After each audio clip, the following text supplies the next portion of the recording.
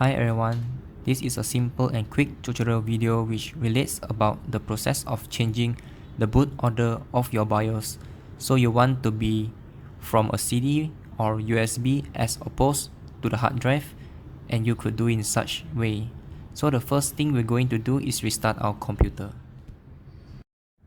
Now the computer has restarting and we have to click on a key on our keyboard to launch the BIOS setting.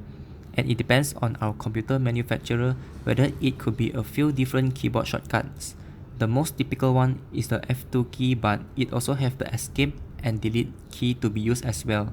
Sometimes if your computer is booting up and you see something along the bottom of the screen that says press this key to enter setup, just click that key and that will get you to the next step.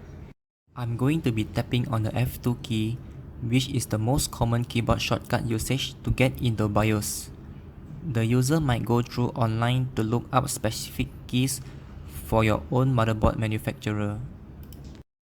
And I'm going to use the arrow keys on my keyboard to scroll down to the enter setup selection, and now I'm going to tap on the enter key on my keyboard and we have entered the BIOS by using the arrow keys on my keyboard. Now I'm going to scroll over to the boot tab. If you wish to move one of these entries either up or down within the list, you can just click the plus or minus key on the keyboard. Let's say I want the CD-ROM drive to be the first item to boot. I'm going to use the arrow key on the keyboard to go down to the CD-ROM drive, and using the plus symbol on my keyboard, then I'm going to click it. And we can see that it is slowly moving up on the list.